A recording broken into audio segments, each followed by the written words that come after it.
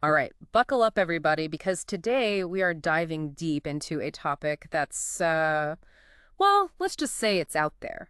We're talking reptilians. You know, the humanoid, maybe shape-shifting creatures that some folks believe are secretly pulling the strings of, well, everything. A topic that never fails to generate buzz, that's for sure. Exactly. And our guide for this deep dive is the Reptilian Compendium, a 2025 book by Fu Fang. Now, full disclosure, we're not here to convince anyone one way or the other. We're simply going to dissect some of the ideas, see if we can sort the plausible from the purely fantastical. Right. So, chapter 1 dives right into reptilian biology. Fang describes them as, well, basically humanoid, but with scales, these elongated skulls, and get this potential shape-shifting abilities. As an expert, what jumps out at you here? Any of this remotely possible, even if we're just, like, hypothetically speaking? Okay, well, if we set aside shape-shifting for a moment, some of the individual traits on their own aren't as completely bonkers as they sound. Okay, I'm listening. Take camouflage. We know certain lizards can change their skin color to blend in, right? It's all about these specialized cells called chromatophores, and it's a pretty amazing survival tactic. So, are we saying these reptilians might have, like, a supercharged version of that, changing their entire appearance? Again, we're deep into speculation territory here. Right. But if we entertain the thought, it's interesting to consider what evolutionary pressures could even lead to something like that. Maybe on our home planet, blending in was vital for hunting, avoiding predators, even social stuff. Fascinating. And what about those elongated skulls? Anything in the animal world that even comes close? You see some variation in skull shapes within reptile species, but nothing as dramatic as what's usually depicted in, reptilian lore. That's where artistic license and cultural interpretation probably come in. Right, so maybe it's more symbolic than anatomically accurate. Definitely a possibility worth considering. And then there's the whole living for centuries thing, which, again, not totally out there if you look at the animal kingdom. Some turtles, for example, can live for hundreds of years. Really? Yeah, they've got these amazingly slow metabolisms and super efficient DNA repair going on, which contributes to that longevity.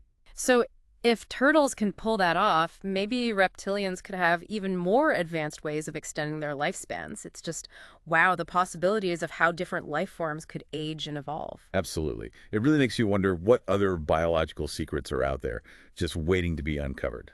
Okay, let's shift gears a bit and talk about reptilian society. The book claims they're super hierarchical, ruled by a royal caste, and they value logic above all else, even over emotions. What are your thoughts on that kind of societal structure?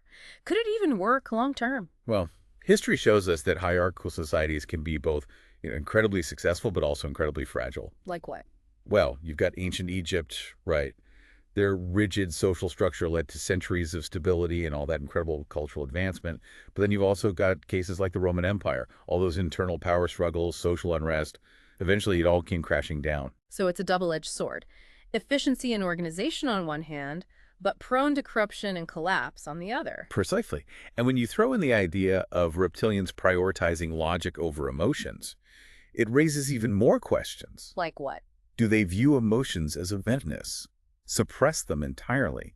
How would that impact their decision-making, their relationships, their art, their culture? Such a good point. It's easy to imagine a purely logic-driven society becoming cold and calculating. But then again, maybe, just maybe, they've found a balance between logic and emotion that we haven't quite grasped yet. It's fun to think about. And it's important to remember that even in the animal kingdom, we see complex social structures and even, what looks like emotional intelligence in certain species. So it's not entirely impossible that an advanced reptilian species could develop their own unique social norms and ways of expressing emotion. All right, let's get to some of the really juicy stuff reptilian influence throughout history. This book connects these beings to, well, everything. From the Sumerian Anunnaki to those Egyptian serpent deities to the feathered serpent we see in the Americas. What's your take on that? Are these just random myths, or could there be something more to them? It certainly is intriguing how serpent imagery and reptilian deities pop up across cultures and throughout history. It says something about our, I guess you could say, universal fascination with these creatures, whether they're symbols of power, wisdom, or even danger. So maybe our ancestors were trying to tell us something through those myths, encountering something they couldn't quite explain, and using serpent imagery to represent these, like, powerful unknown forces. It's a possibility. You have to remember that ancient people's way of interpreting the world was vastly different from our modern perspective. How so? They saw gods and spirits in nature, in the stars, everywhere. So if they did come face to face with something truly extraordinary, it would be surprising for them to weave that into their mythology. And Fang goes even further, claiming there is this great reptilian expansion where they conquered other planets before setting their sights on Earth. He even suggests there might have been wars with other alien races, like the Greys or Nordics. Now, that's where we really enter the realm of science fiction, a pure speculation. But even if we don't take it literally, it's a fun thought experiment. Imagine those cosmic battles raging across the galaxy. What would it have been like for early humans to witness something like that? How would it have shaped their understanding of the universe, their place in it? It was mind-boggling to think about, like something straight out of Hollywood, but with real implications for history and how we understand who we are. Exactly. And it's those thought-provoking ideas that make this topic so compelling, makes us question our assumptions, consider different narratives, and embrace the mystery of the unknown. Okay, I'm hooked. But let's get down to brass tacks here. Feng makes some bold claims about modern-day reptilian control. We're talking governments, media, finance, the whole shebang. So what do you think? Are we really living in a world secretly run by lizard people? No, now, let's be clear. There's a big difference between acknowledging that, yes, powerful groups and institutions exist that influence society and claiming that those groups are secretly reptilian overlords. Right. So we need to separate fact from fiction. Powerful people, organizations, they can definitely influence things, but is there any evidence to suggest they're actually, reptilians in disguise? That's where things get a little tricky. Fang presents a lot of what he calls circumstantial evidence, things like symbolism in architecture, alleged reptilian features in certain people, even claims of shape-shifting sightings, but none of it is particularly, concrete or verifiable. So it's more about interpretation than hard evidence. Exactly. And it's important to remember, correlation doesn't equal causation. Just because someone's in a position of power or has a certain physical trait, that doesn't make them a reptilian. Fair enough. Okay, so let's break down some specifics. Fang claims there are reptilian bloodlines in royal families, political dynasties, even names specific individuals. Right, and those claims often rely on genealogical records, tracing lineages back centuries. But isn't that a bit of a stretch? If families share genes, it's how genetics works. Does that automatically connect them to some ancient reptilian lineage? It's a good point, and without actual genetic evidence, it's difficult to say anything definitive. Okay, so a lot of conjecture and speculation, it seems, but let's play devil's advocate for a moment. Let's say, hypothetically, there is some truth to this. What would it mean for humanity if reptilians were really calling the shots? Well, that depends entirely on their motives, doesn't it? Are we talking benevolent overlords guiding us towards some higher purpose? Or are they malevolent manipulators exploiting us for their own gain? Or maybe something in between, a complex society with its own internal factions, its own agendas. Big questions, and the book doesn't exactly offer clear-cut answers. True, and that's where things get really interesting. It's up to each individual to weigh the evidence, to think about the possibilities, and to ultimately decide what they believe. All right, well, my head is spinning a little with all this information. Reptilian biology, maybe their societal structure, their supposed influence throughout history, and now the possibility they're controlling the world today. Where do we even go from here? I think it's important to step back for a moment and remember we're exploring ideas here, not stating facts. The Reptilian Compendium offers let's call it a unique perspective on history and the nature of power, but it's ultimately up to each individual to decide how much weight they want to give to these ideas. Right. Critical thinking, examining the evidence, forming our own conclusions. But let's be honest, even if we dismiss the idea of reptilians running the show, it's still a fun thought experiment. Absolutely. Makes you think about the forces that might be shaping our world, the mysteries hiding just beyond our perception, the true potential of both human and, extraterrestrial intelligence. Well said. All right, listeners, that's it for part one of our deep dive into the world of reptilians. We've barely scratched the surface, folks. Next time, we'll delve even deeper into Fang's claims. We'll be talking about the potential impact of reptilian technology, the possibility of disclosure, and even explore the idea of human resistance. Stay tuned, because things are about to get even more interesting. Oh, you can count on that. Welcome back, folks. Last time, we left off pondering reptilian control and the evidence for it, or lack thereof. This time, let's dive into a different aspect that Fang explores. reptilian technology. Ooh, okay, yeah, this is where things could get really wild. We're talking about a species that's potentially thousands, maybe even millions of years ahead of us technologically. What kind of stuff are we even talking about here? Well, the book suggests that reptilians have totally mastered technologies that we can barely even imagine. Like, for instance, Fang claims they can manipulate energy in ways we haven't even dreamed of, maybe even harnessing things like zero-point energy. Zero-point energy, that sounds like, I don't know, something out of Star Trek. What even is that, and how would they use it? It's this, well, theoretical concept in physics. It basically refers to the lowest possible energy state of a quantum system. In theory, if we could tap into this energy, it would be like, well, an unlimited power source. Oh, so unlimited free energy. No wonder some people think this is all being suppressed. Right. The book suggests that reptilians might be using the zero-point energy to power all sorts of crazy stuff, their spaceships, weapons, even their daily lives.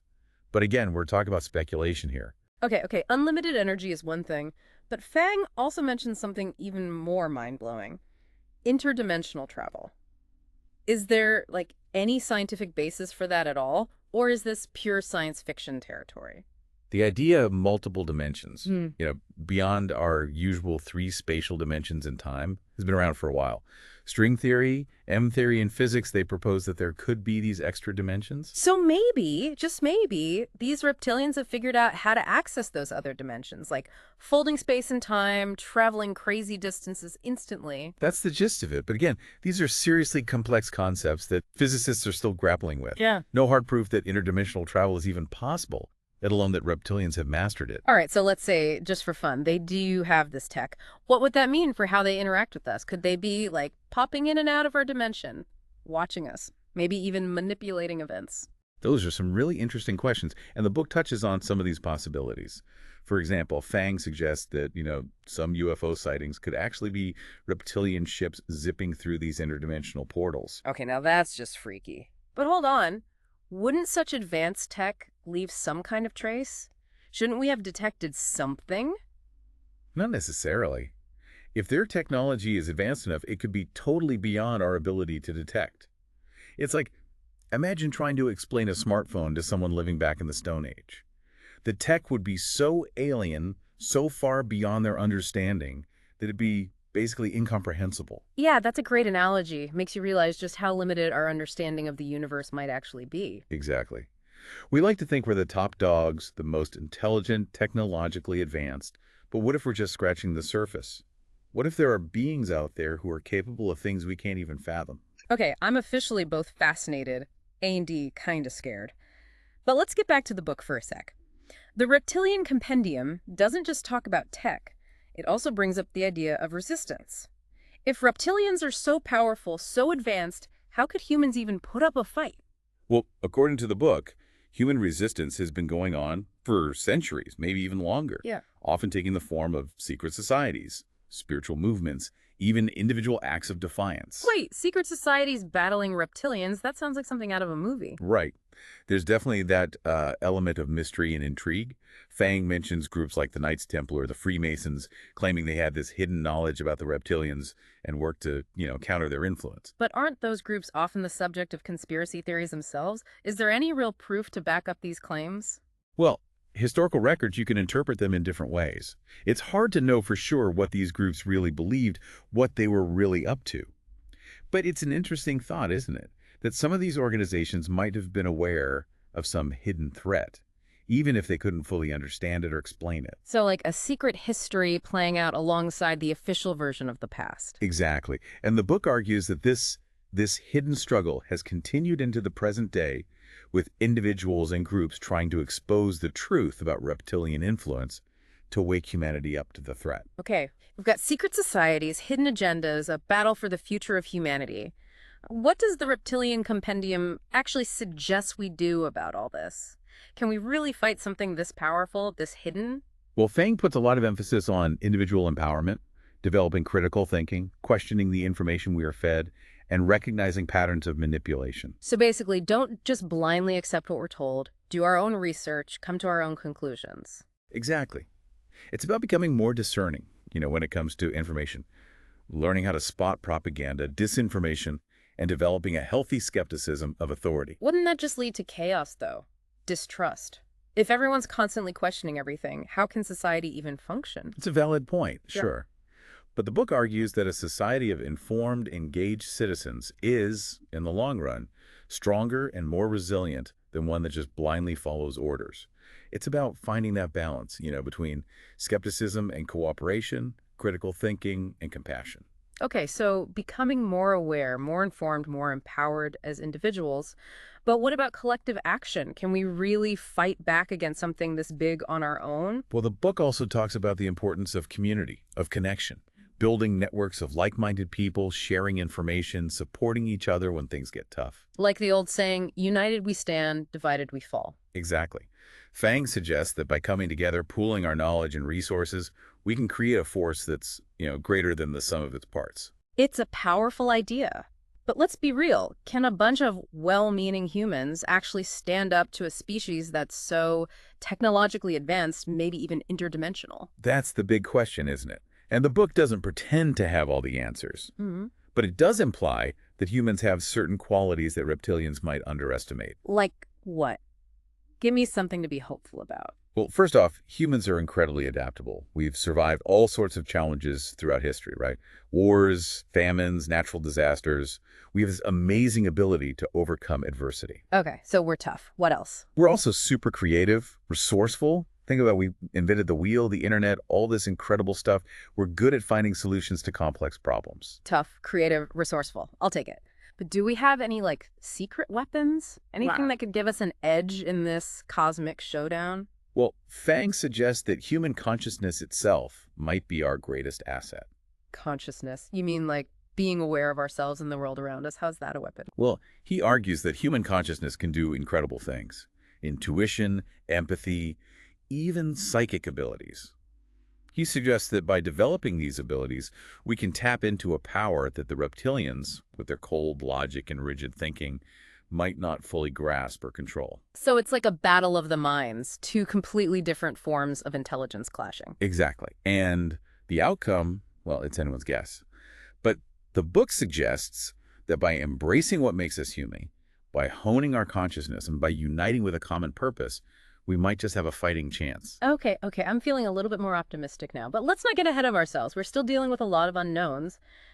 How do we even know for sure if reptilians are real? What if this is all just like a big hoax or some huge misunderstanding? It's always a possibility. And the book admits that there's a ton of misinformation and disinformation floating around about this topic. It's important to approach it with a healthy dose of skepticism, to be willing to question our own assumptions. Right. We need to think critically, not just blindly believe. But even if reptilians turn out to be, a figment of our imagination, the things we've been discussing, they're still relevant. Questioning authority, examining the evidence, being aware of potential manipulation. I completely agree. And it's also about recognizing our own power as individuals, as a species. We can shape our own destiny, create a world where truth, justice, and freedom, they actually prevail. Powerful stuff. All right, listeners, that wraps up part 2 of our reptilian roller coaster ride. We've covered some serious ground here, from advanced technology and human resistance to, well, the very nature of consciousness. And next time, we'll try to envision what a post-reptilian world might actually look like, the challenges, the opportunities, and the amazing possibilities that could await us on the other side of this. Cosmic Crossroads, let's call it. Join us then. Welcome back, everybody, to the final chapter of our reptilian deep dive. We've gone deep into their supposed biology, maybe how their society works, even the wild idea that they've got advanced tech and have been meddling in human history. Yeah. And now we're stepping into the realm of what if? What if everything we've talked about, it's all true? What would a world look like after humanity figures out and maybe even breaks free from reptilian control? The million-dollar question, right? What happens after the dust settles? Are we talking utopia with free energy and interdimensional travel, or something a little more messy? Well, Fang doesn't sugarcoat things in the Reptilian Compendium. Yeah. He's pretty clear that even if we win, so to speak, the transition to a post-reptilian world, it wouldn't be easy. Why is that? Think about it. The foundations of our society, how we understand history, our trust in institutions, all that would be shattered. It'd be like waking up from a nightmare, except it was all real. Can you imagine the global identity crisis, everyone freaking out? Exactly, and that's just the psychological side of things. Practically speaking, we'd have to rebuild almost everything from scratch. Governments, economies, even how we educate people. How do you do that when so much of it was based on, well, a lie? Not to mention the tech. Zero-point energy, interdimensional travel, game changers, but also potentially dangerous in the wrong hands. Absolutely. Fang argues that we'd need really strong ethical guidelines for any tech we got from the reptilians. It's not enough to just have the knowledge. We'd have to be wise enough, mature enough to use it responsibly. So gadgets are one thing, but it's really about our values as a species, right? Maybe this whole reptilian thing, even if it's not real, it forces us to face some uncomfortable truths about ourselves. It's a good point. Maybe the real battle isn't fighting reptilians, but fighting the reptilian parts of U.S. greed, aggression, that lust for power. Maybe conquering those is how we build a better world. Deep thoughts. I dig it. But besides all the challenges, what about the good stuff? The opportunities? What positive changes could a post-reptilian world bring? Well, imagine a world without all the manipulation, all the control Fang talks about. We could actually focus on the real problems, right? Poverty, hunger, saving the environment, without all those hidden agendas messing things up. It'd be like a fresh start for humanity. We could actually collaborate, invent amazing things, create a world that works for everybody. And there's the potential for huge breakthroughs in science and technology. Think about all that supposedly suppressed knowledge suddenly becoming available. Cures for diseases, clean energy, maybe even contact with other, friendly aliens. Okay, now we're talking, like a golden age for humanity. But wouldn't we also risk misusing all that? Repeating the same mistakes? Definitely a risk. And that's why Fang keeps stressing that it's not just about technological progress, but about our spiritual and ethical growth too.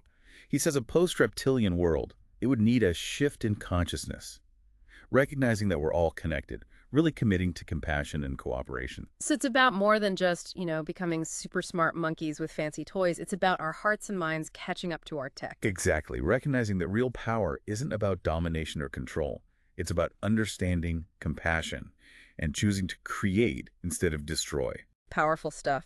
So it sounds like a post-reptilian world could go a lot of different ways depending on the choices we make. Does Fang offer any advice on how to navigate all this? He doesn't give us like a step-by-step plan, but he does say it's crucial to stay informed, to be engaged, and to, not lose sight of our values. He tells readers to question everything, look at different points of view, and never stop learning and growing. So not about blindly following some new leader, but about each of us taking responsibility for our own growth, our own understanding of the world. Exactly. He suggests that navigating a post-reptilian world, it's all about trusting our gut, connecting with that deeper purpose we all have. Full circle, huh? We started talking about reptilians as these outside forces controlling everything. But in the end, it comes back to us, to the choices out of you make, the things we believe, the actions we take. That's it. That's the core of it. The real battle, the real revolution happens inside each of us. Recognizing our own power, our potential, and choosing to create a world that reflects the best of humanity. So, listeners, think about it. What does your post-reptilian world look like? What kind of future do you want to help build? What kind of person will you choose to be in the face of all this? Think about it. It's been a wild ride, this deep dive. Reptilians or not, hopefully it's gotten you a little more curious, a little more critical in your thinking, and maybe, just maybe, a bit more hopeful about what's possible. Well said. Thanks for joining us on this journey, everyone. Keep those minds open, those hearts strong, and keep searching for the truth. We'll see you next time.